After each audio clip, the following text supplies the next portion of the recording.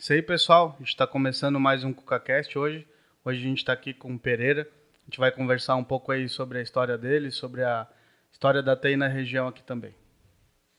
Boa noite, Pereira. Boa noite. Tudo boa bem? Noite, Prazer, boa noite, Eduardo. prazer receber uma figura ilustre da região aqui de informática. Acho que para quem está ouvindo a gente aí já deve ter visto o pessoal das antigas aí do editor de texto Fácil. Tá aqui o criador, na nossa frente, Pereira, da Fácil Informática, né, Pereira? Sim. Quiser se apresentar aí para quem está ouvindo a gente aí, falar da tua história? Meu nome é Carlos José Pereira. Eu trabalho na área de informática desde os 18 anos, né? Comecei como estagiário de programação e programador depois no CETIL. Fui egresso de um curso que o CETIL dava todo ano e assim por diante. Então, desde essa época, eu trabalho com informática. Eu trabalhei 10 anos como programador e analista. Depois, em 86, então, comecei... 86, 87, comecei o próprio negócio e tenho a empresa Fácil Informática até hoje, né? A gente mudou de ramo por uma série de questões que a gente pode até conversar aqui, mas sou diretor-presidente da empresa, né? E a gente tem a Fácil até hoje. E o segredo de uma empresa estar no mercado tanto tempo, né, Pereira? É isso, é se reinventar. A pessoa não pode achar que vai ganhar dinheiro com o mesmo produto a vida inteira, porque quanto mercado, eu queria que tu falasse um pouco do teu mercado aí, de como é que foi, porque revolucionou, né? Hoje, o que era aquilo antigamente que você trabalhava e hoje é um mercado muito competitivo, né? Sim. O pessoal fala muito em startup hoje, né? E aparentemente assim, a ideia que se passa é que só as startups inovam. E isso não é verdade, né? A tecnologia muda tanto, aquilo tem tanta novidade, tanta mudança, né? De vez em quando ela te puxa o tapete, né? E tu não conseguiria continuar se tu não inovares, né? Então as empresas, as grandes de Blumenau também, essas mais antigas como a Fácil, elas só estão no mercado porque inovaram, estão constantemente inovando.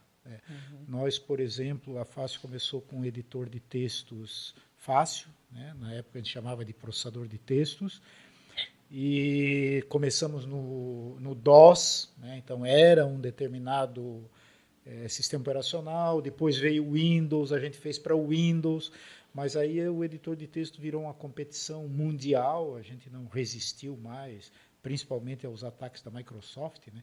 A Microsoft derrubou muitas empresas no mundo inteiro. Nos Estados Unidos tinha uma empresa chamada WordPerfect, que tinha, naquela nossa época, eles tinham 95% do mercado americano de editores de texto, e em 3 anos eles não existiam mais, aquilo praticamente sumiu por causa da Microsoft, né? A Microsoft ela fez um suite, né? Uma suíte, na verdade, então tinha planilha, editor de texto, uma série de coisas, e também tinha um preço muito competitivo, era impossível competir com eles. Então a Fácil, ela quase faliu num determinado momento, mas aí depois nós fomos nos reinventando. A gente aproveitou toda aquela experiência que nós tínhamos, né? O editor de texto é um dos produtos mais difíceis de se fazer no mundo. Não parece, as pessoas não dão muito valor, né? Quando tu usa aí um Word ou um outro editor de texto, tu quase não dá valor para ele, mas não é simples. Tu manter um texto formatado enquanto tu digita, fazer alinhamento, né? Botar fontes diferentes, continuar alinhando aquilo, quebrar páginas e assim por diante, é um produto terrível, né? O Fácil ele teve um sucesso porque justamente naquela época a gente tinha essa novidade, quer dizer, um produto que além de fazer essas coisas, ele também tinha acentuação da língua portuguesa, porque os produtos que vinham para cá não tinham. Esse diferencial. Esse era o grande diferencial nosso. Esse era um dos diferenciais, e o outro é que quando nós começamos, pouca gente tinha PC, porque era muito caro, né? Ou então quando ele comprava com um drive de disquete só, para economizar dinheiro, né? Uhum. E os editores americanos, na época que o mais famoso no Brasil era o WordStar, ele exigia que tu tivesse 2 disquetes. Um para que tu rodasse o programa e um outro para tu guardar os teus textos, os dados, tem que estar sempre os 2. Então muita gente não conseguia rodar esse programa nos micros, né? E no Fácil a gente fez de um jeito que era assim, tu punha o disquete do programa, carregava o programa na memória, tirava o disquete e ficava usando ali, guardando os dados, né? Então, esse foi um diferencial fantástico, né? Além de, claro, nós também fomos um pouco espertos, né? Como o WorldStar no Brasil era muito conhecido, a gente também botou, além dos nossos comandos, os comandos do WorldStar. Se você usasse Ctrl+C, Ctrl+V, que é o que a gente sabe hoje, né? O pessoal mais novo... Já estava acostumado com, já era mais fácil de migrar. Não, eles usavam o fácil como se estivesse usando o WorldStar, com todas as vantagens do fácil, né? Então a gente vendeu muito, né? É um dos produtos que mais vendeu até hoje no Brasil, é o fácil. Né? A gente vendeu mais de 120 mil cópias do produto. Eu lembro que eu comecei a trabalhar com TI com 15 anos de idade. E antes, no curso que eu fazia, a gente aprendeu a mexer no fácil. E eu tenho uma, né, por isso que eu falei, é uma satisfação muito grande estar conversando contigo aqui hoje, Sim. que fez parte do meu aprendizado, eu aprendi a mexer no fácil. Sim. E né, quem imaginaria um dia estar conversando com o cara que foi o criador do fácil, né? Na verdade, assim, é interessante aqui dar o crédito também, né? Porque assim, a ideia de construir o fácil foi minha. Mas eu acho que um dos grandes heróis foi o meu sócio. Na época a gente fez uma sociedade, eu e um dos gênios da informática aqui de Blumenau. Hoje ele está meio aposentado, ele ainda é sócio da Benner, né? Ele chama-se José Milton da Silva, né? Ele foi assim um gênio, né, que conseguiu escrever, né? Então assim, eu comecei escrevendo com ele, mas em algum momento ele assumiu aquilo sozinho, porque alguém tinha que cuidar do comercial. Eu acabei cuidando do comercial. Mas ele foi um herói, tá? Porque ele fez aquele produto, depois fez o de Windows, que era uma coisa muito difícil. Na época, tem que lembrar que nós não tínhamos internet, a gente tinha que ler revistas americanas, né? Às vezes, eu comprava um software e tinha que retirar aqui na Polícia Federal, em Itajaí, e eles queriam saber o que era aquilo ali, que o cara nem tinha muita ideia. O que tu está importando aqui? Tu tinha que abrir o pacote, mostrar que aquilo não tinha problema nenhum, né? Não era nada ilegal. Então era outra época. Né? E você falou que a Microsoft ela absorveu muito o mercado, ela engoliu, né, muitas empresas. Sim.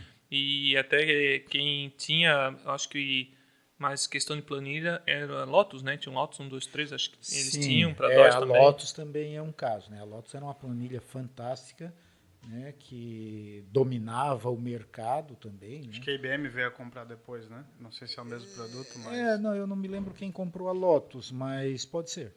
Agora, no momento, eu não me lembro. Mas o Lotus também, né, foi derrubado, porque aí começou a planilha da Microsoft também, o Excel começou a dominar. Né? Mas isso foi um fenômeno mundial. Tinha bons editores de texto na França, Israel, todos eles foram sumindo assim, o que também faz um pouco de sentido, tá? Porque naquele momento, se tu tivesse um editor de textos padrão, era muito mais interessante, mais fácil de trocar textos, né, com as pessoas, se ele fosse sendo padronizado. Né?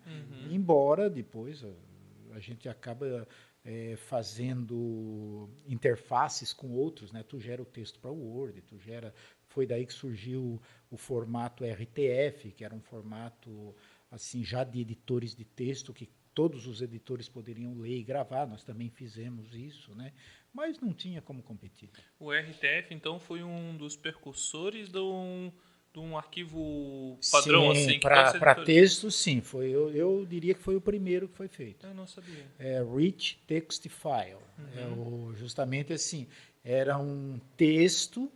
Porque assim, tinha o formato texto normal, mas aí não tinha negrito, não tinha itálico, não tinha nada. Já o RTF não, ele conseguia trazer aqueles efeitos em comandos para dentro do texto e o outro editor conseguiria entender, né, que aqui tem um negrito, aqui tem um sublinhado, coisas desse tipo.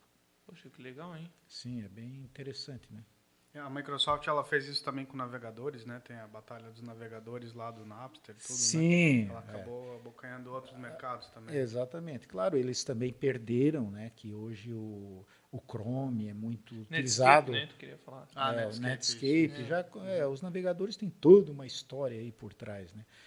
Mas a Microsoft agora ela está muito bem também com o Edge. Ela voltou a ter prominência, embora o motor dele mesmo seja um motor do Chrome, né? Então... Só assim, né?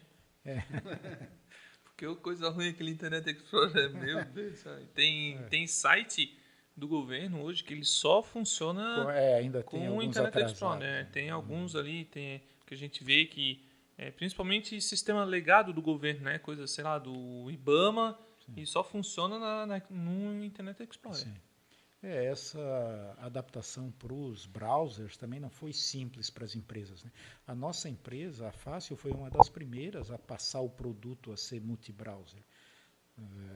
Eu não falei sobre isso, né? Mas quando a gente foi perdendo o mercado, praticamente em 2 anos, a gente quase não vendia mais nada, né? Então a gente teve que se reinventar também. E aí nós tínhamos muitos advogados que usavam o editor de texto. Porque o editor de texto realmente para advogados, juízes e tal era perfeito, né? Então nós desenvolvemos um sistema para advogados. Foi isso que fez, porque a gente tinha uma carteira muito grande. Nós criamos um programa, tínhamos também experiência de Windows, né, por causa do editor de Windows. Então nós fizemos um produto chamado Fácil Jurídico e começamos a vender para advogados. Num primeiro momento, a gente vendemos umas 8.000 cópias, então aquilo foi nos sustentando, mas ele não era suficiente, porque nós cometemos um erro aí. A gente foi mais para essa área de gestão, querendo vender como se vendia o editor de texto, né? Porque o editor de texto a gente vendia assim, batelada, né? Uhum. E aquele não se vendia tanto, dava mais trabalho e suporte do que um editor de texto, então a gente foi enfrentando dificuldades, até que conversando com um advogado de uma empresa grande, eu não vou citar o nome agora, mas ele disse, olha, Pereira, nós precisamos não só para o escritório, mas a gente precisa para a empresa mesmo, um produto jurídico para os departamentos jurídicos das empresas, né? As empresas grandes, elas têm muita demanda de processos e tem departamentos jurídicos grandes, né? Aí nós fizemos para departamento jurídico e aí deu certo. Porque aí as empresas tinham orçamento, tinham um pouco mais de dinheiro, justificava usar aquilo, né, e assim por diante. E a Fácil hoje ela é líder nessa área de departamentos jurídicos, né, de grandes empresas, e médios e grandes escritórios de advocacia, nós somos líderes no Brasil. Então a gente tem hoje quase 700 clientes nessa área, né, e aí você cobra uma manutenção mensal, né.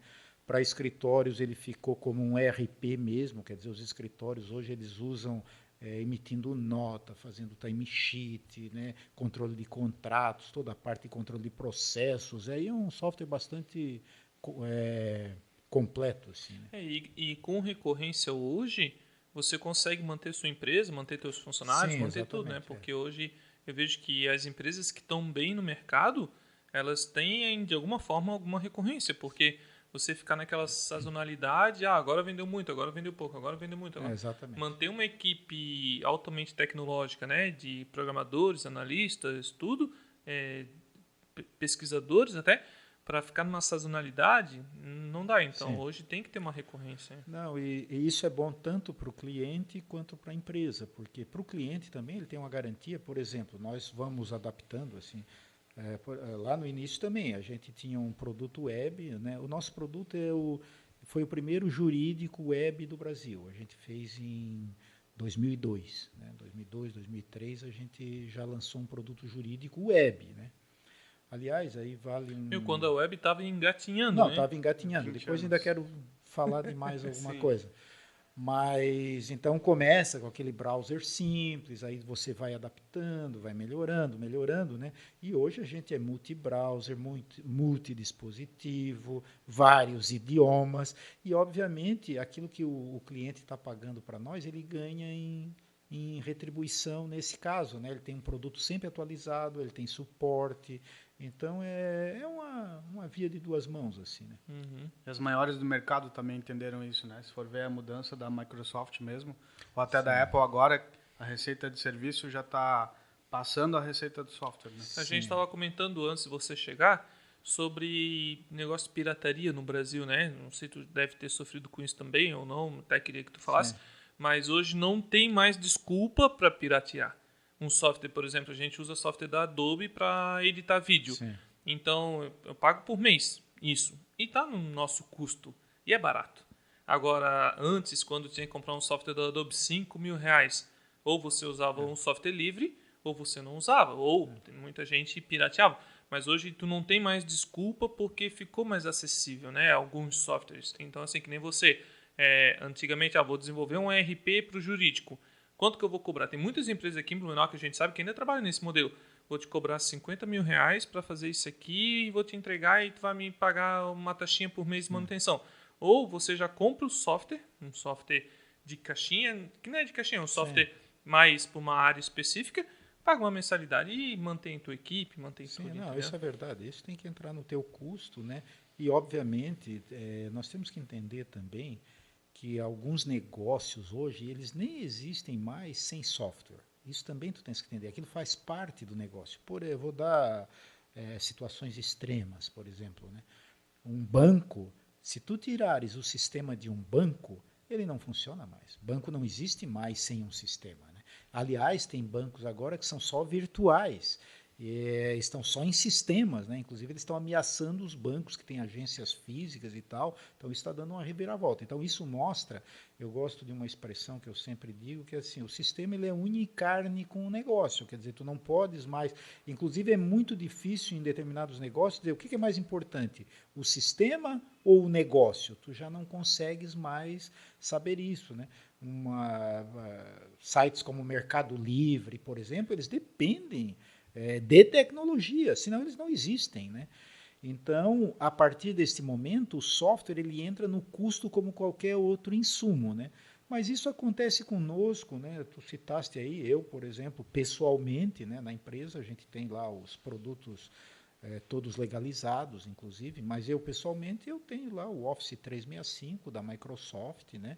Pago lá anualmente, atualmente está em 300 e tantos reais, eu pago lá no cartão, mas eu tenho sistema operacional, eu tenho editor de texto, planilha, o Outlook, né, para você usar e-mail. Então isso é um conforto, né, que é fantástico, né? E está sempre atualizadinho, né? O software está sempre atualizado. A gente comentou, né, antes de você chegar, que quando a gente está do lado de cá, a gente vê o quanto que é desprendido de investimento para fazer um software e quanto que um pirateamento ele acaba estragando o negócio, né? Porque tu estás num...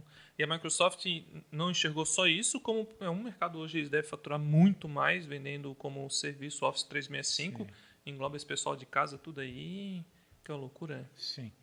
Na empresa, para nós, ainda justifica hoje comprar separado ao invés de usar o 365, né?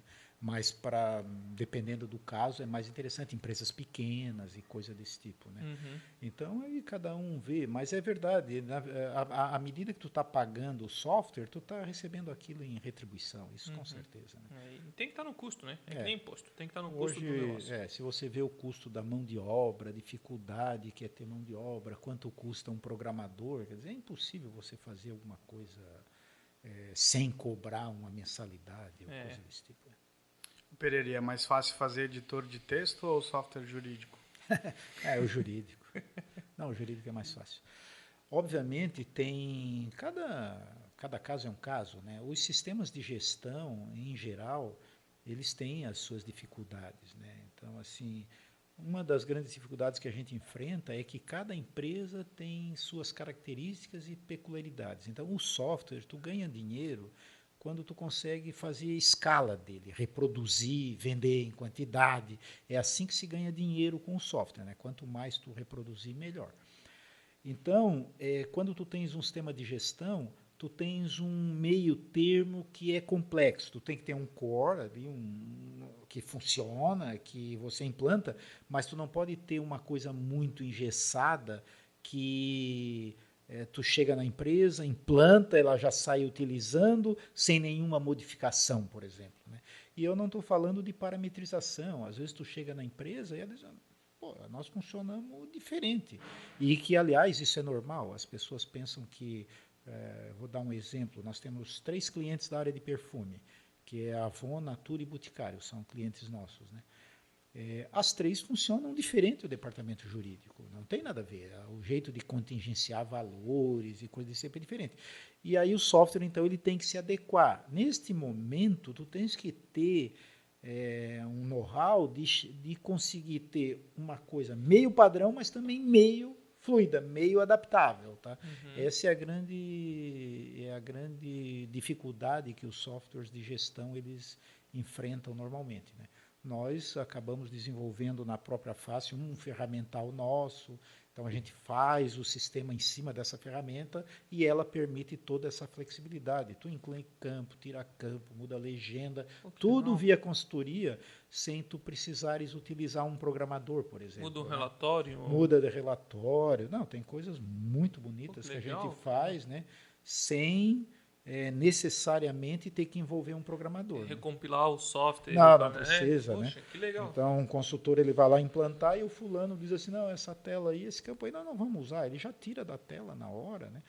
Em compensação, eu quero controlar o time de futebol do meu cliente. Beleza, vai lá, põe um campinho para time de futebol, né?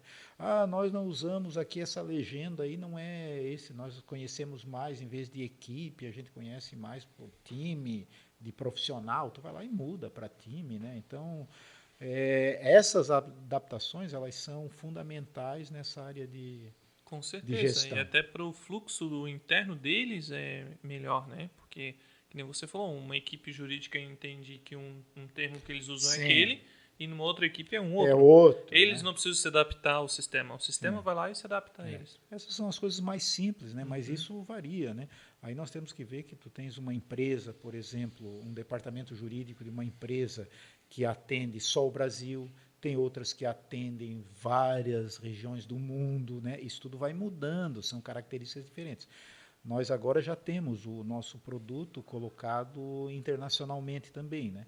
Nós temos uma empresa, por exemplo, que está agora já em processo de implantação, que vai, ao final, quando a gente terminar essa implantação, que deve acontecer agora no final do ano, elas vão estar em 61 países utilizando. Então, a gente se transformou no produto mundial desse grupo.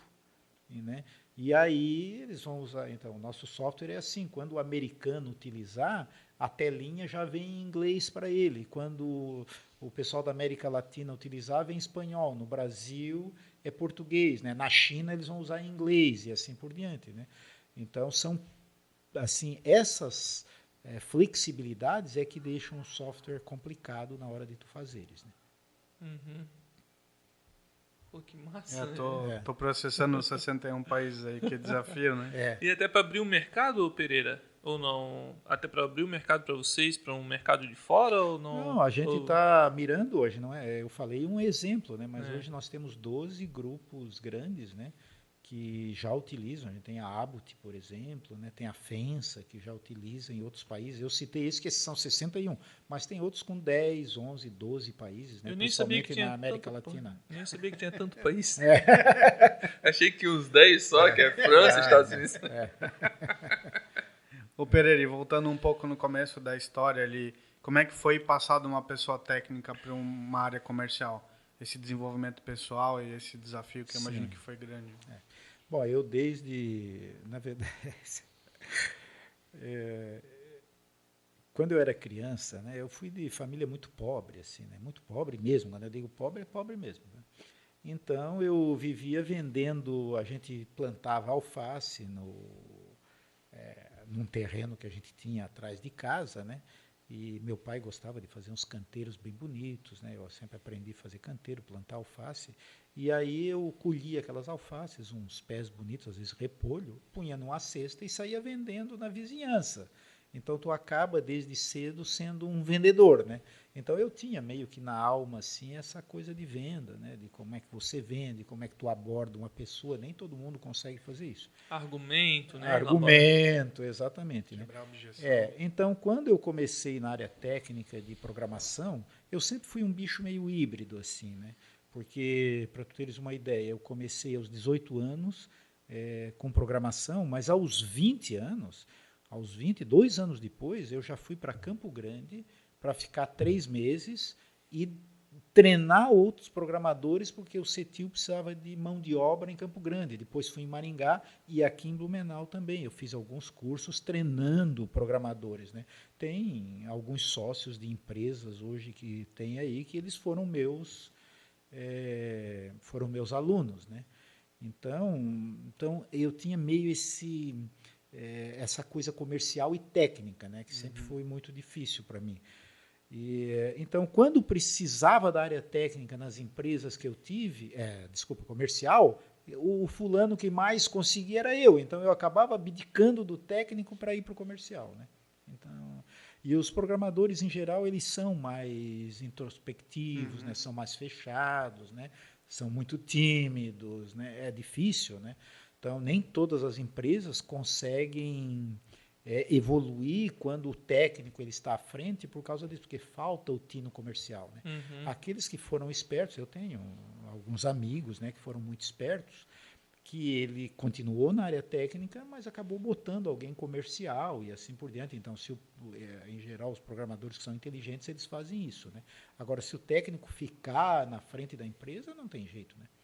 Um exemplo bem característico e histórico é, por exemplo, o Bill Gates. Ele sempre foi técnico, né? Ele foi programador, mas ele também acabou indo para a gerência da empresa, para comercial e assim por diante, né? O Steve Jobs da época é o contrário, ele nunca foi técnico, ele sempre foi mais da área comercial, ele nunca foi um programador, né? E as duas empresas cresceram bastante, só que com uma diferença. Essa é uma diferença básica que às vezes as pessoas não percebem, né? Isso acontece com a minha empresa também.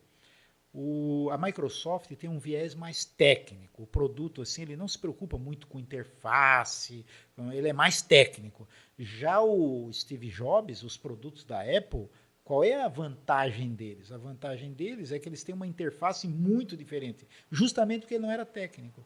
Ele foi um fulano que, na verdade, fez curso de escrita, escrevia bem e assim por diante, mas era muito inteligente. Design, né? Design. Então, a preocupação dele era com design, né? Então, ele se focou mais nessa área. E a Apple, até hoje, né, é uma empresa assim que, dessa área de design, eles são quase imbatíveis. Eles são produtos desejados, né? São produtos desejados, porque a preocupação é essa. Já a Microsoft, não. Até hoje é assim. É mais pancada e técnico, né? A minha empresa também. Por que a gente faz ferramenta? Porque eu fui da área técnica, eu fui programador, né? Então, obviamente, eu dou muita ênfase a esse lado técnico também. E você usou o exemplo do Steve Jobs, e ele sem o Wozniak não ia ser nada, e o Wozniak sem ele não ia ser nada. Exatamente. Porque, né, a gente Wozniak olha a biografia... era extremamente técnico. E ele não ia vender se ele não tivesse encontrado o Jobs lá, os computadores dele iam ser usados só para estudo em, sei lá, em universidade, como aprendizado de alguma coisa. Não teria evoluído como está hoje, né? Então, o comercial tem esse viés, quer dizer, ele também não é só comercial, é saber assim, como é que tu vais ganhar dinheiro com alguma coisa, como é que tu embalar aquilo, né? Dar tirar um pouco da complexidade, diminuir aquela complexidade para tu conseguir colocar aquilo no mercado, né? Então o Jobs ele percebeu isso, que ao invés de vender pecinhas, porque na verdade era isso que eles faziam nos Estados Unidos, né? Eles vendiam as placas, os kits para que as pessoas montassem em casa, né? O pessoal mais técnico lá, né? Mais nerdzão, né? Mais nerdzão. Eles montavam as placas em casa para fazer um computador. Aí o Jobs disse, mas por que a gente já não vende computador pronto para quem precisa, né? Essa foi a visão que ele teve, né? E a Apple, então, foi uma das primeiras que teve muito sucesso nessa área. O Pereira, e hoje em dia, né? Você no comercial hoje, vendo no comercial hoje com a internet, com a facilidade de comunicação, teu time comercial hoje, você acha que é mais fácil do que desbravar que antigamente foi o fácil? Porque antigamente era o quê? Telefone, lista telefônica, ligava, como é que foi o começo? Isso que eu tenho curiosidade, sabe? Não, os desafios são iguais, porque assim, tu vê que os concorrentes também têm as mesmas ferramentas, né? Então, assim, mas são desafios muito diferentes daquela época para agora. Agora os desafios para todas as empresas são iguais. Naquela época também eram meio iguais, né? Mas, por exemplo, no meu caso especificamente, né? A gente não tinha celular. e não tinha internet. Não existia isso, né? Embora eu já tenha o meu site de internet desde 90, mas não era como é hoje, né? Que as pessoas iam lá comprar e tal, né? Então, nós tínhamos que fazer via revendedores, era assim que se vendia na época, e eu mesmo pegava a minha pastinha aqui, pegava um ônibus, porque tu também não tinha muito dinheiro, pegava um leito para São Paulo, chegava lá todo amarrotado, né, e com sono, e aí ia fazendo visitas presenciais mesmo, né, fazendo visita. Mas eu foquei em revendedores naquela época, né? Então eu visitava os revendedores, mas também visitava empresas grandes, né? Na época eu vendi para a Bombril. A Bombril a gente vendeu mais de 300 cópias, que naquela época era muita cópia, né? Para o Bradesco, que era cliente nosso, eu vendi muitas Besc, né? Antigo Besc. O Besc, Aí né? voltava de avião, quando fazia 300 vendas. Não. Na verdade, deixa eu te contar uma outra coisa bem interessante, né? Para tu ver é interessante ver essas dificuldades que a gente vai passando. Tinha uma revenda, a melhor revenda de São Paulo chamava-se Approach, que vendia editor de textos, né? E aí eu fui lá visitar os fulanos, cheguei lá com a minha pastinha, né? Nem marquei, que é uma coisa ridícula, né? Eu devia ter marcado com alguém ou ligado. Não, bati lá na porta do revendedor.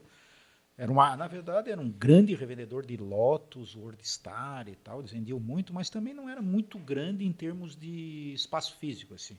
Era uma casa de 3 andares, assim, um porão e tal, né? Eu bati lá. Eu queria falar com o diretor aí.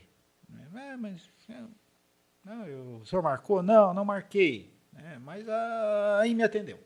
Um fulano lá, chamado Sérgio, que depois ficou um grande amigo meu. Ele me atendeu. O que é que tu queres, Pereira? Eu disse, olha, o negócio é o seguinte, eu quero que tu venda um editor de texto. Ele quase deu uma gargalhada, né? Porque, primeiro, um editor de texto. Como assim um editor de texto? A gente já vende aqui o WordStar. Eu disse, não, mas tem um que a gente fez em Blumenau. Aí ele quase riu de novo, né? Não. E eles eram os maiores revendedores e tal, né? Ele disse, não, mas nós temos um editor de texto que é muito bom. Eu acho que bate o WordStar e tal, mas ele, como eu não tinha marcado com ele e tal, ele já me descartou assim de cara, né? Mas o jeito dele me descartar foi chamar uma menina que era uma das craques de WordStar na época deles lá, que dava muito treinamento, curso, vendia e tal, e ele disse, olha, Miriam, né? E era Miriam mesmo o nome dela, depois ela foi revendedora nossa lá no Rio Grande do Norte. Miriam, dá uma olhada no... Pereira disse que tem um editor de texto aí, dá uma olhadinha, vê o que tu acha. Né? E me mandou embora, foi a vida dele. Né? Aí eu sentei ali no micro, botei o editor de textos, comecei a mostrar para a Miriam, eu gostava muito de mostrar, porque isso tu percebia, o olho das pessoas começava a brilhar, assim, a hora que eles viam o fácil, né? Porque não tinha nada semelhante no Brasil, né? Comecei a demonstrar para ele, já usando comandos de WordStar, que alinhava, fazia hifenação, que era uma coisa, os americanos não faziam ali, chegava lá no finalzinho, separava a palavra com hífen bem certinho, fazia extenso de valor, que os americanos não entendem muito, né? Só fazendo um parênteses aqui, eu estava demonstrando uma vez numa feira, teve um jornalista americano que fez uma matéria muito bonita, numa revista chamada Byte americana, que naquela época era muito conhecida nos Estados Unidos, era uma das principais revistas americanas, e ele fez uma matéria bem bonita, nossa, assim, 3 páginas falando do nosso produto, né? Quando eu demonstrei para ele ficou encantado, ele nunca tinha, ele disse, que editor de textos fantástico e tal. E os caracteres brasileiros também, né? Aparecia na tela com acento bonitinho, né? Porque o WordStar, tem que lembrar que ele acentuava. Só que a pessoa tinha que apertar uma série de teclas e ficava o A mais mais um caractere, mais outro caractere, que eram os comandos que iam para a impressora e diziam, imprime o A, volta, faz o acento e tal. Só que a tela ficava ridícula, ficava feio, o teu texto ficava horrível. No fácil não, ficava tudo bonitinho. Uhum. Mas uma das coisas que eu mostrei pro americano foi que o extenso, tu poderias botar R$ 1.250 e ele já fazia R$ 1.250, né? Só que eu mostrei para ele que a gente poderia configurar o tipo de moeda. Tu poderias botar real, cruzeiro, ele disse assim, para que mudar nome de moeda, Pereira? Eu disse, olha, aqui no Brasil, de vez em quando a gente tem um plano econômico e muda. nos Estados Unidos, desde que eu sou criança, é dólar. Eu disse, não, mas aqui no Brasil não é assim. Essa é uma das características de países, né, que a gente vê. Então, mostrando isso também, eu mostrei para a Miriam. Então, aí eu fui encantando a Miriam, né? Depois de 1 hora, ela disse, olha, fica aqui, vou chamar o... chamava-se João Sérgio Lopes, o nome dele... Agora eu lembrei o nome completo dele. Vou chamar o João aqui para dar uma olhada. Aí eu demonstrei mais 1 hora para o João, o olho dele brilhou. Aí ele disse, não, mas esse teu produto aí é fantástico e tal. Só que eles tinham um problema, eles vendiam o WordStar, era complicado dizer assim, pô, como é que eu vou vender? Aí eu disse, olha, só que tem um detalhe, eu te dou uma boa comissão se tu venderes. Né? Aí ele já me perguntou, quanto é que tu ganhas de comissão? Nós ganhamos 30%. Eu disse assim, te dou 80% de comissão, se tu venderes o nosso produto. Ele balançou na cadeira e tal, né? E realmente eles começaram a vender. O meu sócio aqui quase me matou, né? Quando eu falei que a gente ia pagar escala, 80% de comissão. Só que a gente ganhou escala, ganhamos nome, vendemos em grandes empresas. Então, eles mesmos já puseram no Bradesco, na Bombril, numa série, né? Grupo Ultra, uma série de empresas que a gente jamais chegaria lá. E óbvio que aquilo ali foi trazendo outras. Aí nós abrimos outros revendedores no Brasil inteiro e vendemos bastante, né? Tu estavas falando aí do preço de software. Naquela época, um WordStar custava $1.000. Tá? Então, nós estamos falando hoje de quase R$6.000. Por computador? Por computador. Uma cópia do WordStar que o Bradesco comprava era $1.000. Tá? Nós lançamos o Fácil, caro, nós lançamos por $500, que era caro. Né? Mas eu tinha que vender mais barato para poder competir com os americanos. E desses 500 ainda dava 80 para o João, né? Que lá para a Approach. Então, no caso dele especificamente, ele tinha essa comissão. Mas depois nós fomos ficando tão conhecidos e a comissão estabilizou-se em 40%. Era isso que a gente... Mas ele ganhou muito dinheiro. Não, ele ganhou bastante dinheiro. Né? Então, eles foram revendedores nossos durante muitos anos, adoravam o produto. E mesmo depois, eles já não vendiam mais WordStar, só vendiam o nosso produto. Ô Pereira, e nessa época tu fazia o software, tu distribuía em disquete, aquela versão? Ou a pessoa tinha direito à atualização? Como é que funcionava? Aí nós vendíamos a atualização. Então, quando a gente lançava uma versão nova, nós cobrávamos lá 30%, 40% do produto e mandávamos uma versão nova para ele. Mas então hoje o teu software, que nem, eu vou dar 80% de comissão, se você vendesse 10, vendesse 1 milhão de cópias, aquela versão daquele disquete, era só o teu trabalho de reproduzir as cópias. Sim, exatamente. Essa é a vantagem, né? O editor de texto, que era um produto assim, que era só tu gerar, né? Tinha um momento que a gente chegava a vender 3.000 cópias por mês, né? Então aquilo é muito. Tinha um setor de cópias. Tinha lá, não é um. Tinha computadores copiando, né? E gente copiando. Vários drives de disquete. Vários drives e tal, né? A gente chegou até a importar disquete direto, né? Então eu comprava disquete direto, porque aqui era muito caro, só tinha em Manaus, na Zona Franca, o pessoal cobrava uma fortuna, né? Aí eu entrei em contato com empresas americanas mesmo, importei, chegava de navio ali, disquete, né? Era Maxwell, né? Tinha uma marca Maxwell. Maxwell era uma das marcas. Eu lembro que quando eu comecei a trabalhar com informática, o disquete ele tinha uma qualidade e depois ele foi piorando, parece, porque né, é preço China e um disquete que durava às vezes 1, 2 anos, não pegava mofo, parece que tinha algum produto lá que não pegava tanto mofo.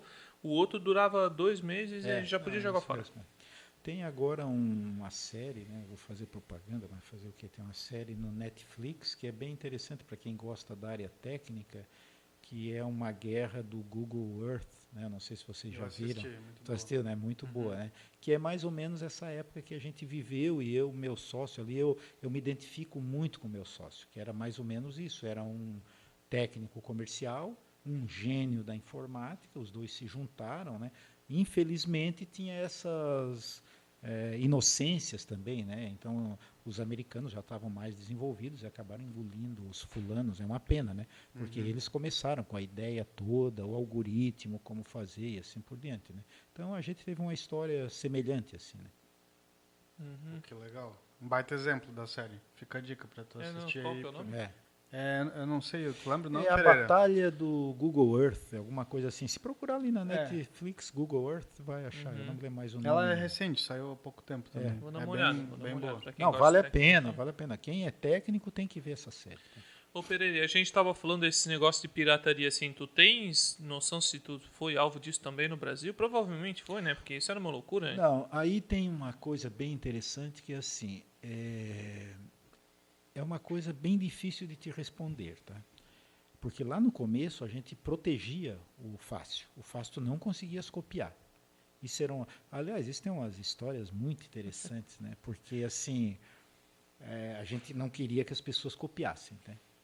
Então, num determinado momento, o meu sócio teve uma ideia que era a coisa mais maluca do mundo, né? Assim, não dá nem para explicar direito hoje, mas o José Milton, ele disse, olha, Pereira, tem um jeitinho da gente fazer uma proteção no produto, né, para ninguém conseguir copiar. Ele comprou uma lupa, assim, que era uma lupa, né, uma lente grande, uma luzinha ali, e ele pegava os disquetes com uma agulhinha quente e fazia um furinho no disquete. Tá? Ele fazia um furinho no disquete. E a gente gravava o fácil nesse disquete furadinho, né? Só que o sistema operacional ele é esperto. Se ele vê que tem uma falhinha no disquete, ele pula aquela falhinha e continua gravando, né? Então assim, não tem problema, tu consegues gravar qualquer coisa num disquete furado. Só que nós fazíamos uma coisa mais legalzinha, que era assim, a gente ia com o software e descobria onde é que estava o furinho, né? Essa área aqui tá marcadinha. E quando gerava o editor de textos, a gente botava um arquivinho dizendo onde é que estava a marquinha. Porque é o seguinte, se tu copiasse esse disquete para um outro e não tivesse a marquinha naquele lugar, ele não funcionava, o editor de texto não ia. Entendeu? Pô, mas Isso é coisa de gênio. é uma coisa... Como é que caramba. ele descobriu isso? Ele teve a ideia, nem sei como é que ele chegou nessa ideia, mas foi muito legal para a época, né? E aí ele ficava lá furando os disquetinhos e gerando cópia, até que depois não dava. Mas aí começaram a vir as proteções lógicas, né? Aí eu já comprei uma proteção americana, que a gente pagava para eles, e era uma proteção lógica, né? Então, assim, isso incomodava pra caramba, né? Porque, tu imagina, era disquete, o cara botava, perdia, aí a gente começou a dar uma cópia de backup pro fulano, tudo bem, ele tinha duas, né? Mas era uma encrenca danada, né? Gastava mais dinheiro protegendo do que lançando Então novas funcionalidades. tu ficava muito preocupado com essa proteção. Aí não dá para saber até hoje se a gente teria vendido mais se tivesse aberto. Porque o que acontece? As pessoas iam piratear um monte, o produto ia ficar mais conhecido e tal. Mas é uma resposta que até hoje eu não tenho. Porque naquela época também, como os produtos eram muito caros e a pirataria graçava mais, talvez a gente não tivesse nem sobrevivido mesmo, né? Eu vou te dar um exemplo. O BESC, quando comprou as cópias da gente, eles compraram muitas cópias, né? Botaram no banco inteiro. Só que eles fizeram exigência. Não pode ter proteção. Porque nós também não queremos nos incomodar aqui com suporte e assim por diante. Tudo bem. A gente não protegeu, só que a gente botou fixo BESC. Então, essa cópia era do BESC. Né? Quando abriu, fácil, né? E se eu te falar que eu vi o fácil abrir uma vez e tava uso exclusivo BESC. Exatamente. Assim, Então aí dá para ver o que é a pirataria. Né? Mais um belo dia. Né? Depois, a gente nem vendia mais o fácil, assim, a gente já estava nesse outro produto jurídico, não vendia mais o fácil. Mas eu tinha um amigo que morava aqui na Velha, e aí fui procurá-lo ali, né? Naquela época também não tinha celular e GPS. Fui procurá-lo e aí estava meio perto da rua, mas eu vi um botequinho assim, né? Um escritório, um fulano trabalhando ali. Estava trabalhando inclusive num micro e eu parei só para perguntar para ele onde é que era a rua, né? E era a rua seguinte, na verdade. Aí, quando eu parei assim para ver, eu vi que ele estava usando o fácil. Eu não falei nada, né? Mas quando eu olhei, estava BESC ali. Né? Então, assim, anos depois, ele ainda usava uma cópia pirata do BESC, entendeu? Então, mas a gente protegia. E então esse negócio do BESC, que foi uma exigência deles, por ali pode ter vazado então Não, alguém indício, copiou né? e pronto. Não, aquilo foi, qualquer né? um copia, né? Eu acho, Pereira, eu tenho, né, que nem é uma teoria da conspiração minha. Eu acredito que algumas empresas de software, eles lançam um software trial e o crack, eles lançam para depois, porque agora dá muito mais dinheiro você ir judicialmente em cima, que nem a Microsoft faz, né? Eles mesmo, né? Não posso afirmar. É uma teoria da conspiração. Eles lançam esses produtos. Né? Supostamente lançam para depois poder vir e dar uma multa em cima. Errado é o cara que pirateia, né? Já fazendo isso. Sim. Assim como a gente sabe hoje que muito software pirata vem com ransomware dentro. Sim. Sabe? Então a gente não tem pena, né? Se pega, o cara está fazendo um negócio ilegal e vai sofrer a consequência. Entendeu? Mas assim, tem empresas que a gente sabe que tem software de modelagem, alguma coisa assim, que quando veio fiscalização na empresa, eles sabiam as máquinas que estavam rodando o software pirata. Sim. Então é como se o software mandasse hoje pela internet, deve ser muito mais fácil você controlar um Não, software. tu sabes, né? Onde é que está rodando. Do que antigamente. Antigamente nem tinha internet para tu saber, né? Quando é que tava, o cara copiava no disquete e por lá ia. Não, pode acontecer isso mesmo, né? Algumas deixam piratear mesmo, né? Deixam a piratear e Que nem depois você vai falou, colhendo. Não iria saber se o teu software ia ser mais conhecido. O rumo que então vocês eu não tomaram. consigo, realmente eu não consigo, assim, hoje eu não saberia te responder e nem dá mais para testar isso. E hoje o teu software é web, né? Ele é web, né? Então roda no servidor de vocês, protegido. Isso foi uma coisa que eu até ia dizer que eu ia falar depois, mas eu acabei não falando, né? Em 2002, 2003, quando a gente começou a vender o software para as empresas e também para escritórios médios e grandes, né, que a gente começou a vender o produto, deu para perceber que as empresas também, assim, como era um departamento jurídico, eles não davam muita atenção. O departamento jurídico também era custo, era não sei o quê, a empresa estava preocupada com outra coisa. Então era muito difícil a área de TI dar atenção para o departamento jurídico, rodar o software, tá? Ou então tu ias num escritório e eles nem sabiam mais o que é, como é que é a infraestrutura. Você não, mas tu tem que usar um banco de dados. O que é isso, banco de dados? E assim por diante, né? Então dali surgiu a ideia de a gente ter um servidor que as pessoas rodassem no nosso servidor, que seria um data center, né? Mas essa ideia de nuvem não existia, né? Muito pelo contrário, era até difícil vender. Mas a gente já em 2003, nós botamos um data center nosso aqui em Blumenau, quando ninguém falava muito disso, só para os nossos clientes. E nós temos até hoje. Hoje a gente tem lá mais de 300 clientes rodando num data center nosso, né? Hoje é Tier 3, tem uma estrutura, né? E é boa com backup, com data center backup, e tem empresas respeitáveis, grandes, né, que rodam conosco, né? E isso nasceu lá daquela ideia, que nem se falava ainda em nuvem, nada disso, né? Então, essa visão, quer dizer, essa coisa de tu também ter uma visão bastante antecipada também é importante, né? Mas, respondendo a tua pergunta, hoje o nosso produto é web, roda em servidor, roda também no cliente quando eles querem, né? Mas tu acessa multi-browser, né? Multidispositivo, acessa com celular e coisas assim. E até para o desenvolvimento, manutenção, tudo deve ser bem melhor. É muito mais simples, né? Muito mais simples, principalmente agora com essa preocupação de segurança das empresas, né? Às vezes tu precisa acessar o software lá na infra dele e ele não quer que ninguém entre na infra, assim por diante, né? Então aqui não. Hoje, aliás, quando a gente vende o data center para a empresa, a gente já vende todo o pacote de serviço. A gente dá o software, mantém aquilo tudo atualizado, né? Se saiu versão nova do software, a gente mesmo atualiza. Então o fulano tem que só ter o micro browser e plugar. É isso que ele faz. Então é fantástico, né? E Elito já saiu na frente com esse negócio do Covid, que tu nem sabia, né? Que nem o pessoal foi para casa em home office, para vocês já saíram bem na frente. Foi assim, os nossos, a gente tem, para teres uma ideia, nós temos escritórios de advocacia com 800 usuários, 300 usuários, 350 usuários. Tem escritórios muito grandes, que eles são empresas, né? E o escritório, ele simplesmente botava as pessoas em casa e o fulano só tinha que ter internet e continuava, o escritório continuou. Assim como aconteceu com a nossa empresa, né? Hoje, dos nossos funcionários lá, Nós temos 220 funcionários, desses aí tem 12, 13 trabalhando presencialmente, o resto está todo mundo em casa.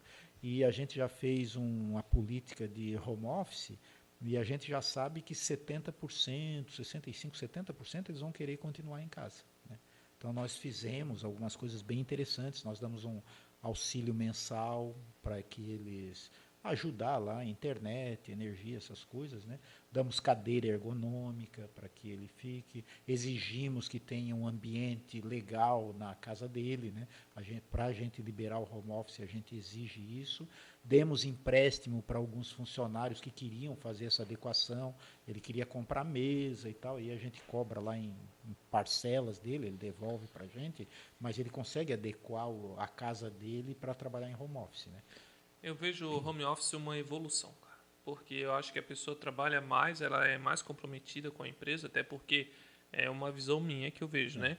Você estando lá na empresa todo dia, é como se a tua obrigação com a empresa já está lá dentro.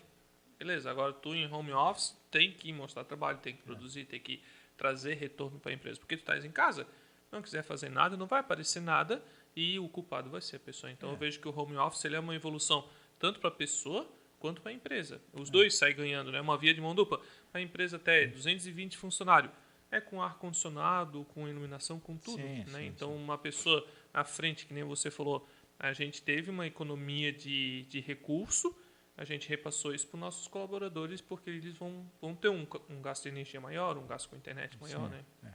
Obviamente tem vantagens e desvantagens, né? Tem que analisar com um pouco de calma isso. Por exemplo, os nossos funcionários de São Paulo, a gente tem uma filial em São Paulo, tem uma filial em Belo Horizonte, tem uma em Porto Alegre, né? Então, os nossos funcionários de São Paulo, para eles foi fantástico. Meu Deus, não tem, aí não tem o que discutir. Ele tinha funcionário que levava 1h e 10 para chegar na empresa e à tarde levava quase 2 horas, porque aí o trânsito, tu imagina, uma pessoa está perdendo de 1 a 3 horas por dia em deslocamento no trânsito, cansado e tal. Então não faz sentido. Agora não, ele acorda, trabalha, se ele quiser fazer um curso de inglês, se ele quiser cuidar do filho, sei lá, ele decide o que é bom para a vida dele com aquele tempo que antes ele perdia no trânsito, né? Então aí tem caso. A Blumenau, já o fulano perde pouco tempo, então às vezes ele até prefere ir para a empresa e tal, né? Então isso tem casos e casos, né? Mas, mesmo em Blumenau, a maioria das pessoas aqui já decidiram que eles querem ficar em home office. A gente também tinha funcionários de Gaspar, de Timbó, de Indaial, que eles vão ficar em casa. O pessoal que vinha de Indaial todo dia não faz sentido isso. Fica em casa. Gaspar ninguém merece. Gaspar. É o cara que 2 horas leva para vir para voltar. Exatamente. Então, é terrível isso, né? Por outro lado, para a empresa, tem grandes desafios, né? Porque as pessoas começam a perder aquele senso de coletividade, de que ele realmente trabalha numa empresa e tal, né? Mas isso a gente está criando medidas paliativas, né, para manter o grupo unido, né? Nós fizemos recentemente uma que nós chamamos de Fácil Summit Week, né, onde a gente reuniu todo mundo durante uma semana, com palestras e tal. Foi fantástico, né? Que aí um vê o outro, fala com o outro, ele sabe que existem outras pessoas, né? Nós agora já temos funcionários que nunca se viram, porque, por exemplo, recentemente nós acabamos de contratar um em Campina Grande, né? Lá na Paraíba. Então ele vai trabalhar para uma empresa de Blumenau, né? Temos do Espírito Santo, temos de Caxias, né? Que são pessoas que não têm a mínima ideia do que é a empresa, quem são as pessoas, né? Então tu tens que mantê-los assim unidos, né? Vestindo a camisa da empresa. Então esse é um desafio para as organizações, tá? E também temos que entender que tem aquelas pessoas que não conseguem trabalhar sem supervisão. Ele não consegue em casa, ele não consegue. Ou ele vai ficar só no celular, ou vai ficar, né? Ele não tem a disciplina necessária. Mas essas pessoas não vão trabalhar home office, tu acaba tirando elas da empresa, né? E obviamente a empresa vai desenvolver mecanismos para que tu consiga controlar se o fulano realmente está sendo produtivo ou não. No nosso caso, especificamente, a produtividade não caiu, não mudou nada. A empresa funciona como se estivesse presencial, tá? Eu acho que isso que tu falou também corrobora com não ter mais volta ao home office, que é hoje ir para a empresa para falar com pessoas que estão em outros estados, né? É o mesmo modo de operação de quem está em casa, né? Sim, por exemplo, eu vou me deslocar, mesmo morando em Blumenau, para uma empresa de Blumenau para ter uma reunião com 5 pessoas onde só eu estou em Blumenau e os outros 4 estão em outros estados, né? Sim. Então é a mesma dinâmica de eu continuar falando com a pessoa através do computador. Não, teve umas mudanças bem interessantes. Eu vou te dar um outro exemplo assim. Quando a gente fazia assinatura de contratos com as empresas, né, eu sempre quis fazer assinatura digital. Por que fazer assinatura? Não. A maioria das empresas era assim, mandava o papel para ti, aquilo circulava dentro da empresa, vinha aqui, eu tinha que assinar o papel, mandar para lá, e ninguém aceitava. Não, como é que eu vou? Medo da justiça também, será que esse contrato vai ser válido, não vai ser válido, coisa desse tipo. Hoje, 99% dos nossos contratos aditivos são todos assinados digitalmente e ninguém questiona. E bem mais seguro. E bem mais seguro e tranquilo, né? Não, é tranquilo. Levanta ali num site, já tem uma listinha de pessoas, vem um e-mail para mim, eu vou lá, clico, já assino, tá tudo certo, né? Então a pandemia deu isso, quer dizer, então essa área de contratos teve uma revolução nessa área de assinaturas, né?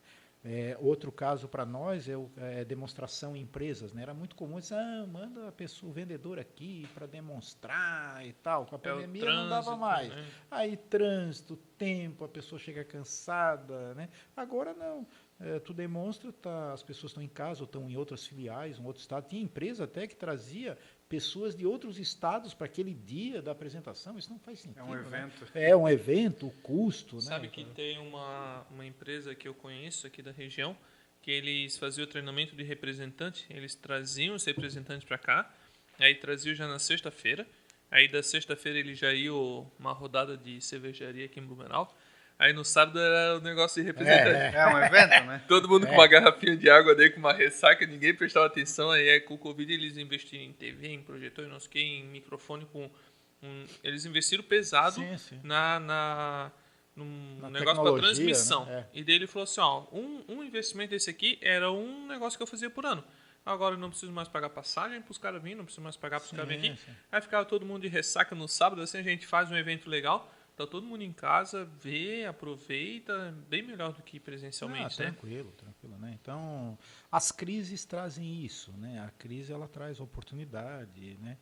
O sistema como um todo, ele tem que funcionar de um outro jeito e tu acaba descobrindo que aquele jeito é bom e assim por diante. Antes tu não farias. Eu mesmo tinha medo de home office, tá? Eu tenho que confessar isso. Eu tinha medo e tal, e de repente nós somos uma das primeiras empresas. Março de 2020, eu já tinha posto todo mundo em casa. Obviamente tem, tu que és de infraestrutura, né, Jairo, tu sabes que tem algumas tecnicidades importantes, né, assim, de segurança, de coisas, né? Então nós investimos muito nisso, né? Hoje os nossos funcionários, mesmo os que estão em casa, todos têm um equipamento ali fisicamente na empresa e ele acessa esse equipamento. Então esse equipamento está com software nosso, operacional, tudo instaladinho, antivírus, protegido, e assim por diante, né? Protegido. Então ele vem via VPN, quer dizer, ele não consegue entrar na nossa rede e disseminar um vírus e assim por diante, né?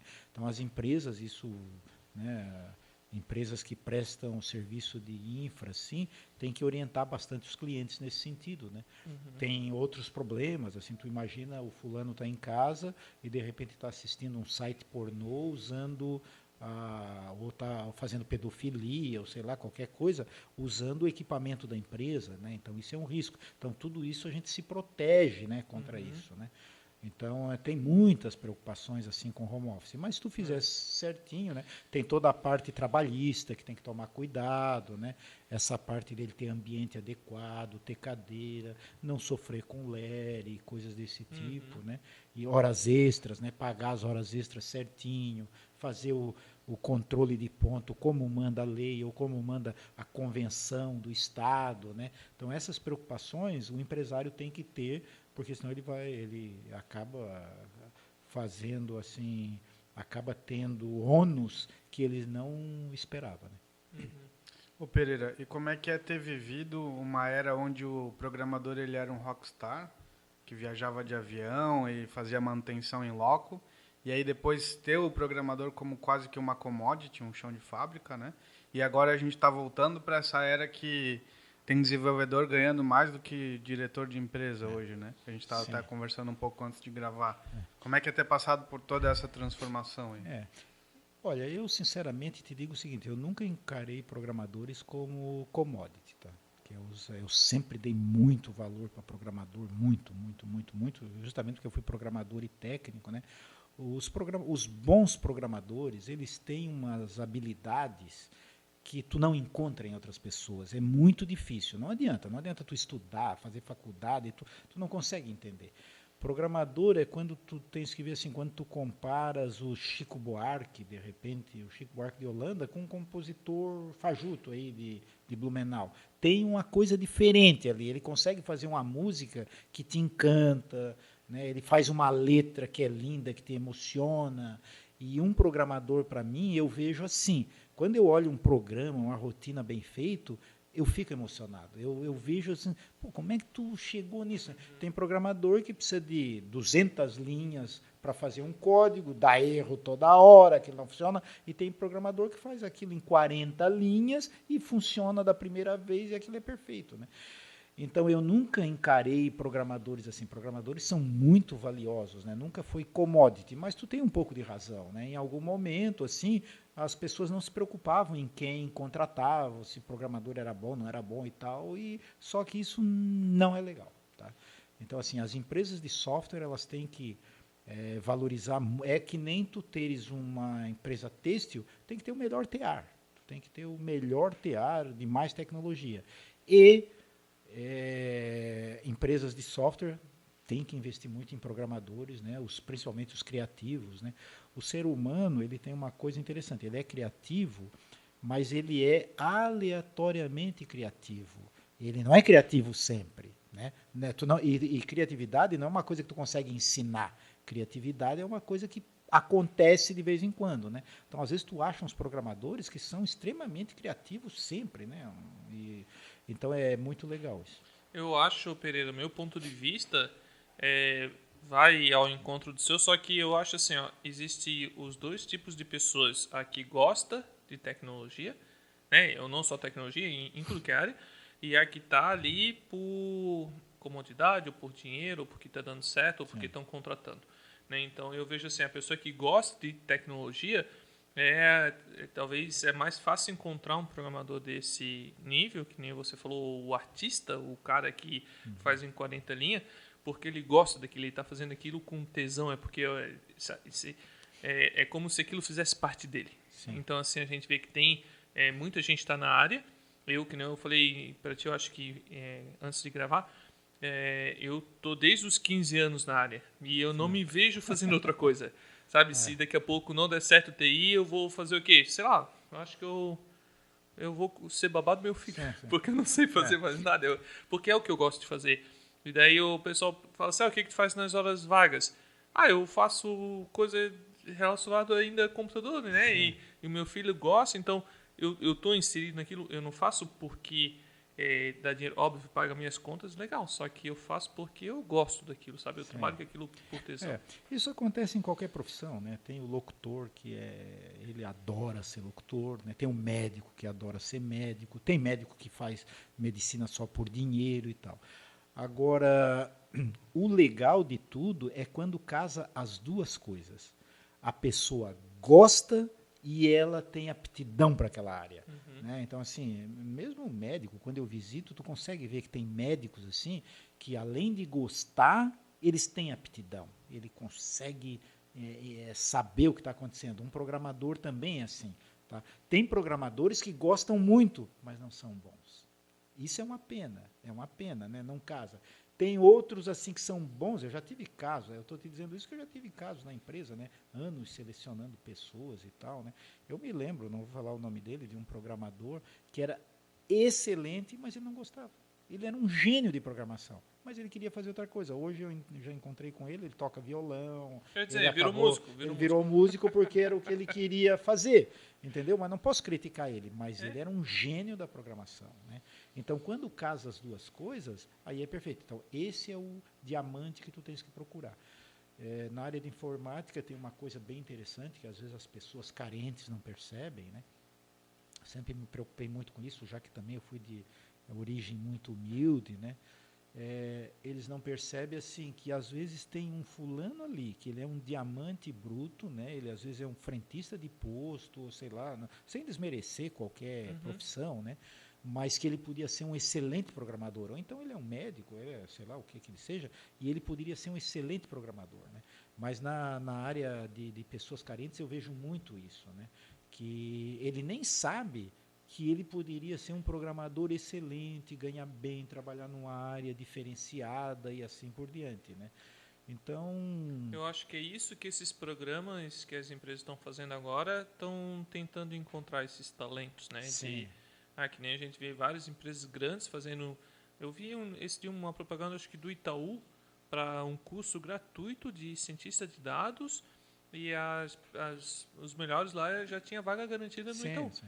Então, ver para talvez descobrir esses talentos, né? Blumenau, nós fomos pioneiros nisso, tá? Quando eu fui presidente do BlueSoft, né? Aí já perto dos anos 2000, eu sou um dos sócios fundadores da BlueSoft, né? Então, assim, eu era na época presidente da CESP Santa Catarina. O meu irmão também era da área de informática, era presidente da CESPRO Nacional, chama-se Sebastião Tavares Pereira.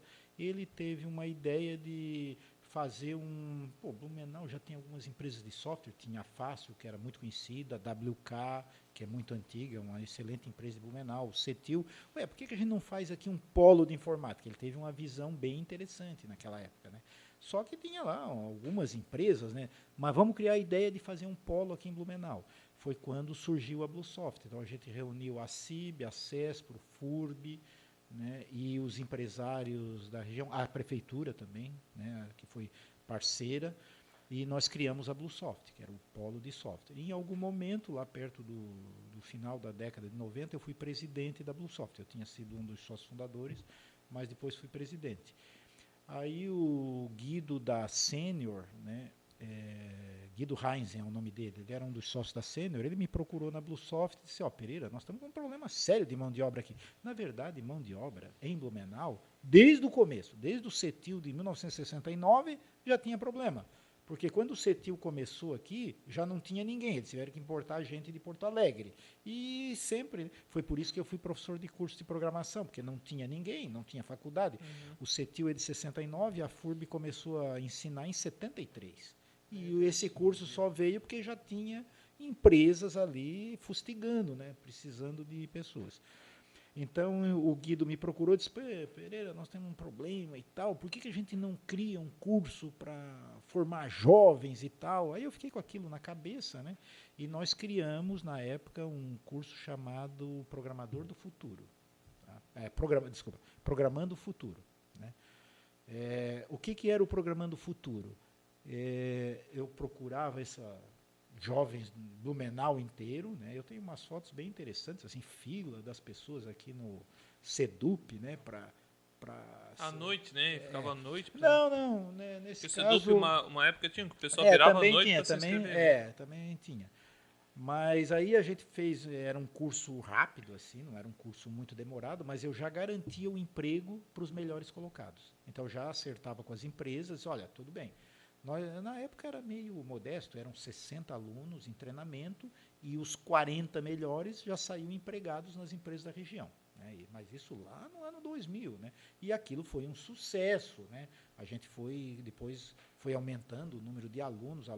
Hoje tem o Entra 21, então o Programando o Futuro justamente foi embrião do Entra 21, que é da BlueSoft. Né? E a BlueSoft continua fazendo.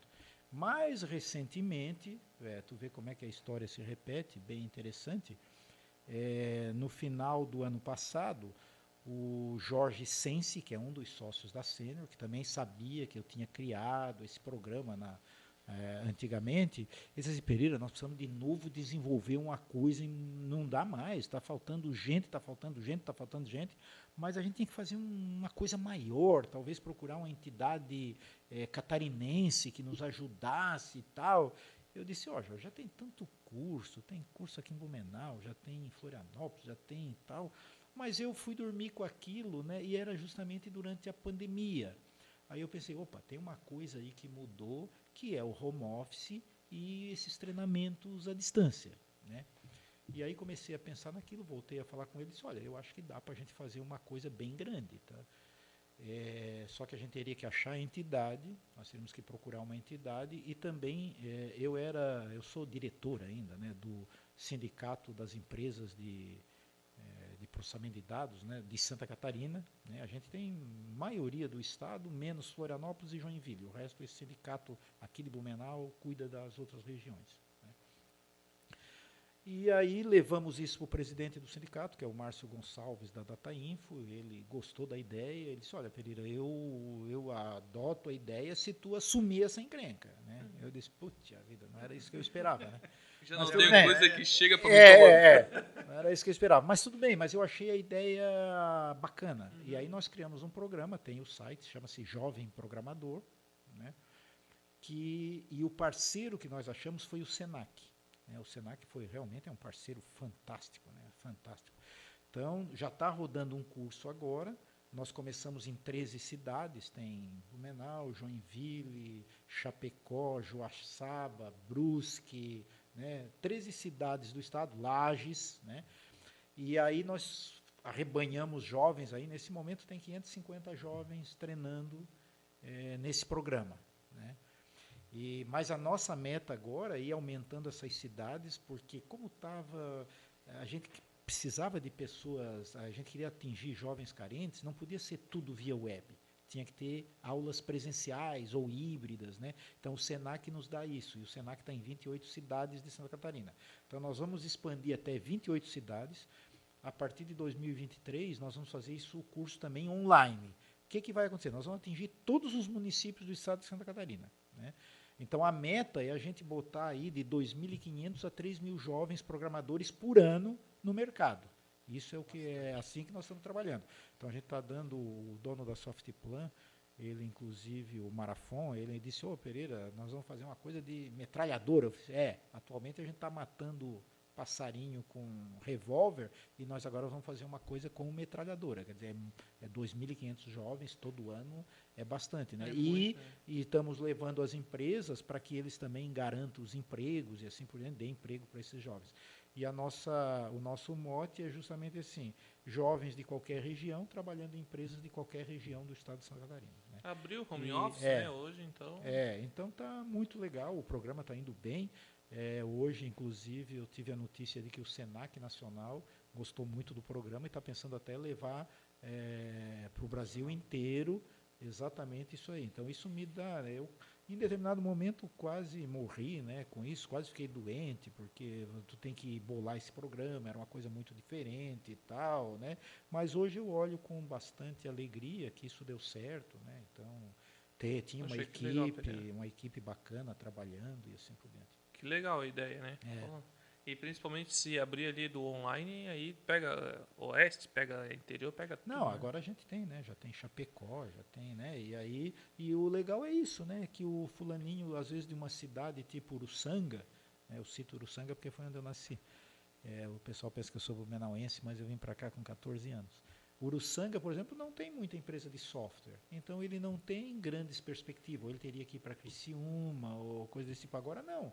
Ele pode fazer o curso e, de repente, ele está trabalhando numa boa empresa de Blumenau, com um salário bom. E a gente está tendo o apoio das prefeituras também, a FECAM, por exemplo, está apoiando. Por quê? Porque é do interesse dos municípios também. De repente, o município está desenvolvendo aquela região com bons salários, sem ter necessidade de ter empresa lá. Né? E o jovem não muda dali e assim por diante. Porque tem muita gente que não abre mão de sair de um local para ir morar em outro lugar. Ainda tem isso. Né? Sabe? Então, ele está lá morando com a mãe, com o pai. Como é que ele vai sair de lá para vir morar numa cidade? E às vezes não tem dinheiro mesmo, né? Não tem apoio para mudar e tal. Agora não. Ele tem lá um computador, internet. Hoje tem internet no estado inteiro. Internet, banda larga boa, né? Ele vai trabalhar para uma empresa. Ô Pereira, só fazer um adendo aqui, né? Tu falou que a CETIL começou em 69. Isso, março de 69. E você começou lá quando? Trabalhou 76 eu comecei. Então tu chegou a trabalhar no cartão perfurado? Sim. Oxe, Como é que era o vírus no cartão perfurado? Não tinha vírus, né? Só quando deixava cair no chão. Era né? traça? Era traça. Né?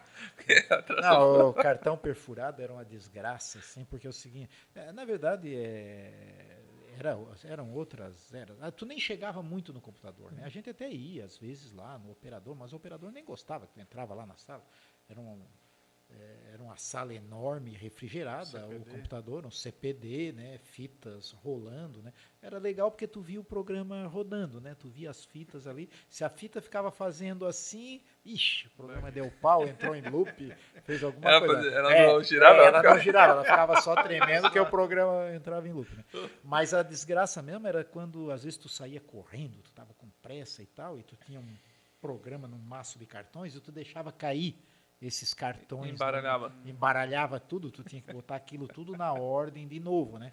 E eu me lembro que tinha uma época que a gente tinha lá uma perfuradora de cartão, que a gente mesmo perfurava os cartõezinhos e tal, digitava, e ela estava com defeito na fita, porque o cartão, ele ia fazendo furinho assim, mas lá em cima a fitinha ia botando a letrinha, né? Então tu sabia mais ou menos o que estava escrito no cartão, e o computador ia interpretar os furos, né? Mas ela estava com defeito naquela fita. E eu me lembro que eu fui descer a escada correndo e deixei cair os cartões. Não dava mais para botar aquilo na ordem, tu tinha que redigitar aquilo. Né? Então, digitador era uma coisa muito bacana, né? Porque a gente tinha digitadoras lá que conseguiam ler um papel aqui e digitando assim, né? E virando, e digitando e gerando aqueles cartões. Né? Uhum. Então, é uma coisa bem interessante. É uma profissão hoje que a pessoa fazia isso aí não faz mais nada, né? É que nem o cara do telégrafo também. Ficava ouvindo e fazendo também. Vai fazer o que hoje em dia? Exatamente. Digitador praticamente sumiu. Né? A gente brinca que o vírus do cartão perfurado era traça. Porque também fazia um furo, pronto, aí já dava problema. E fazer programa tinha esses desafios, né? O computador da época que eu trabalhava, ele tinha 145 KB de memória, tá? Então, não dá nem para imaginar o que é isso hoje. Um disco grande, enorme, tinha 10 megabytes. Uhum. Né? Então era um desafio. E aí tu fazia ainda faturamento, folha de pagamento, fazia essas loucuras. Né? O primeiro computador que eu tive era um 286, tinha um HD de 20 MB.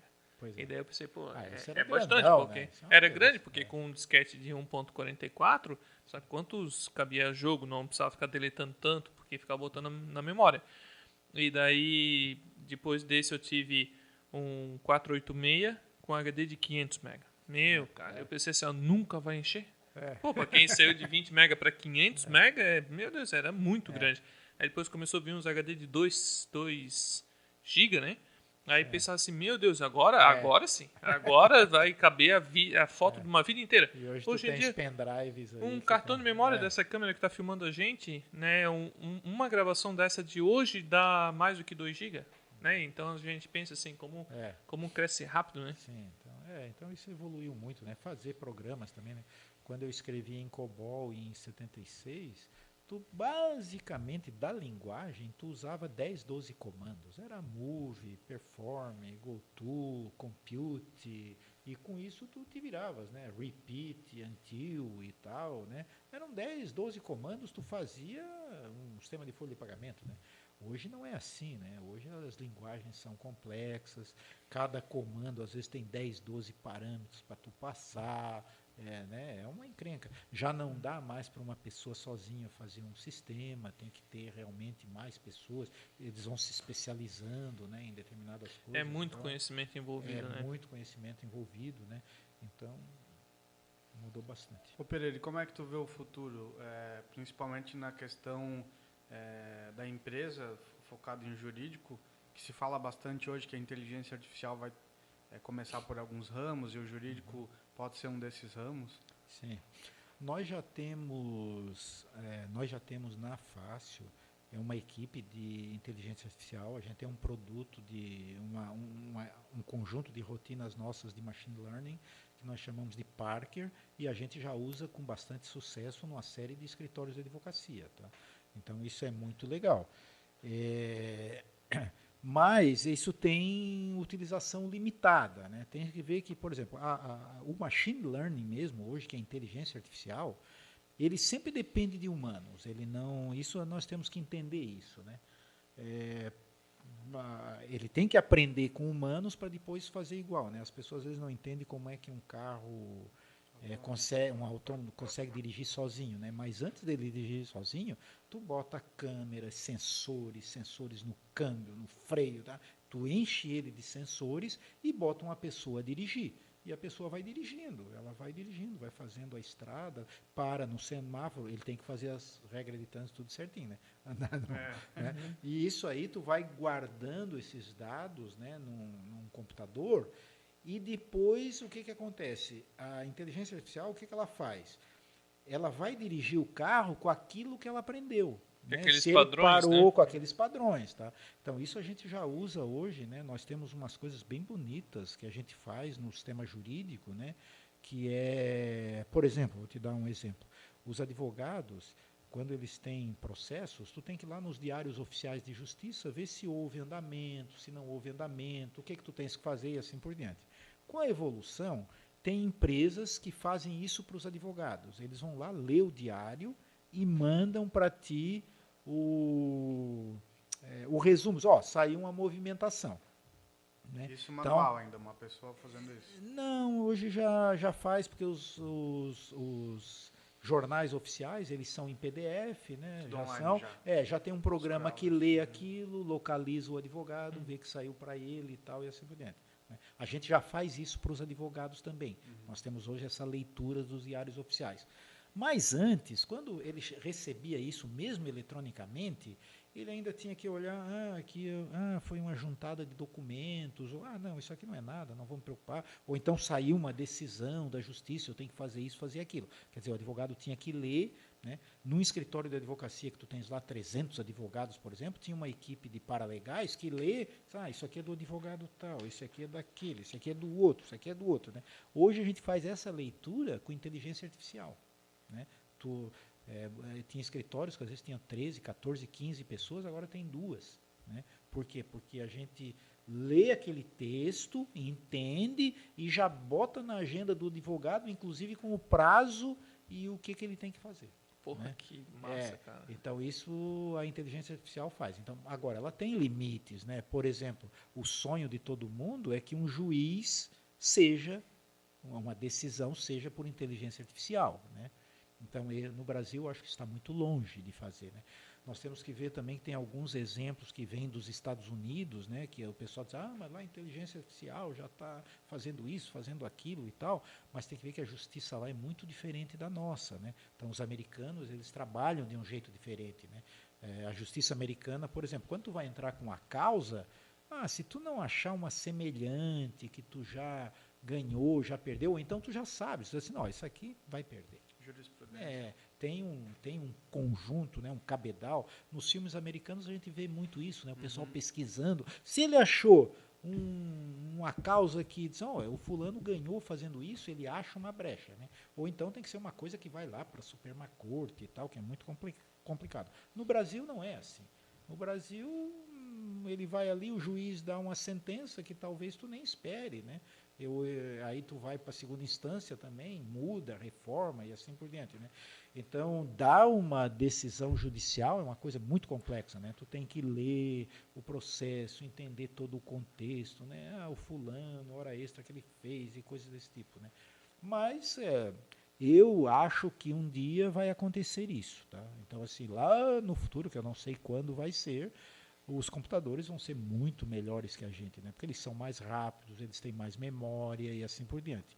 Ora, outro dia alguém estava me perguntando, eu disse, olha, nós fazemos bebês todos os dias, né? Isso nasce gente todo dia e essa coisa funciona. Né? Então, em algum momento, nós vamos descobrir como é que isso funciona. Né? Então, provavelmente, eu acho, né, tem um livro bem bacana, agora eu esqueci o nome do autor, mas ele chama-se Superinteligência, alguma coisa assim que eu li, que ele acha que é um risco, inclusive, para a humanidade, né?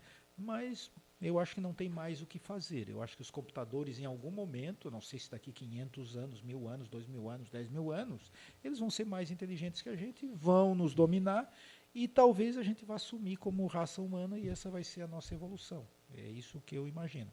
né? Isso aconteceu, inclusive, com os neandertais, por exemplo, aí veio o Homo sapiens, que era muito mais inteligente, e a gente acha que nem existiu homens mais, né, mais primitivos do que a gente acha até bonita essa evolução, né? Pode ser que os computadores vão ser uma evolução nossa, né? É bem provável que isso aconteça no futuro. E eu estava comentando com um amigo meu, essa mesma ideia de julgamento seria bom, né, se já não tem empresa trabalhando nisso, de levar isso para o lado da medicina. Porque imagina que hoje um diagnóstico do médico, ele é dado baseado numa vivência dele, que, né, do que ele estudou, do que ele já presenciou, do que ele viu. Mas e será que ele lembra de tudo, né? Então, assim, Não, ele mas pega isso um hoje já raio-x... está sendo, isso já é bastante utilizado, né? Na medicina é um caso bem bacana, tá? Porque a medicina ela usa muito inteligência artificial, né? Então os americanos têm, né, exemplos bastante interessantes disso. Porque, por exemplo, tem determinadas radiografias ou padrões de câncer que tu só depois de um determinado ponto é que tu vê aquilo. Mesmo o experiente, ou às vezes ele está muito cansado, ele estava analisando aquilo e não percebeu, né? E um computador, ele consegue ver padrões que um humano de repente não consegue ver, e tu já conseguiria dizer, esse fulano vai ter um câncer, ou ele já está desenvolvendo um câncer aí no estômago e tal, e tu não está sabendo, entendeu? Mas isso é bem interessante. De qualquer forma, precisa do médico também que vai ensinando, porque o que vai acontecendo é o seguinte também, à medida que o computador, tu pegas, o que o médico faz, né? Um radiologista lá, sei lá, ele pega, descobre que tem um câncer, bota aquilo no computador e diz, essa imagem aqui é um câncer. Então o computador aprende, né? Ele vai aprendendo. Então imagens semelhantes, ele vai começar a te dizer, essa imagem é muito parecida com um padrão que eu já vi, aí tem um câncer. Então o computador já é bastante usado para isso. Mas o mais legal é que tu aí podes regredir um pouquinho antes, tu podes ver como é que era o paciente um pouco antes de aparecer. De repente já tem um padrão ali que o humano não viu, mas tu consegues detectar, entendeu? Então, isso é bastante interessante. Tá? É só ver pelo reconhecimento facial, né? Como que ele consegue pegar uma pessoa que está, sei lá, maqueada de um jeito diferente, ele pega o padrão do rosto e já identifica. Sim, exatamente. Né? Isso parecia que era uma coisa anos atrás. Parecia que era impossível. Como é que um computador vai reconhecer um rosto? Ele reconhece. Aí tem, nesse processo de aprendizado também, de aprender coisas, tem uma preocupação bastante grande, né, com as pessoas, que é o tal do viés de aprendizado. Né? Então, tem casos, por exemplo, assim, outro dia eu estava vendo uma palestra no TED, né? A menina estava dizendo, ela participou de um desenvolvimento de reconhecimento facial, aí ela foi para uma outra faculdade, né, onde tinha muitos negros lá, e o algoritmo dela não reconhecia aquilo, não reconhecia a pessoa. Quando era negro, não reconhecia. Por quê? Porque quando eles fizeram os testes e aprendizados, eram só pessoas brancas. Né? Então, tu tem que cuidar com isso, porque tu está ensinando ela, tu está ensinando com o viés do que tu está mostrando. Né? Se tu pegares um carro desse autônomo que eu te disse, e tu passa no sinal vermelho, ultrapassa as placas de velocidade, e tu bota essa inteligência num carro, ele vai dirigir que nem tu. Ele sai passando o sinal vermelho, ele vai fazer as mesmas bobagens. Né? Então, esses vieses hoje, tu tem que tomar muito cuidado. O que tu está ensinando, né? Como é que tu está educando, eu gosto muito dessa palavra, como é que tu está educando o teu algoritmo. Né? Então, o algoritmo ele tem que aprender com dados que o humano ensinou ele. Né? Então, esse viés tu tem que tomar bastante cuidado.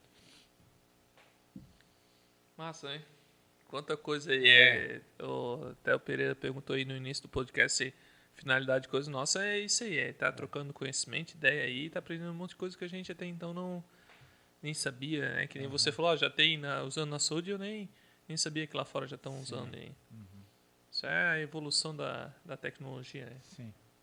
Sem falar na robótica mesmo, né? Que o Santa Isabel mesmo tem um robô, né? Então aquilo ali de cirurgia, né? De cirurgia, né? Então assim, essa é uma evolução fantástica. É isso, para quem não viu, tem um vídeo no YouTube aí de um robô fazendo uma cirurgia que ele pega acho que um tomate, né?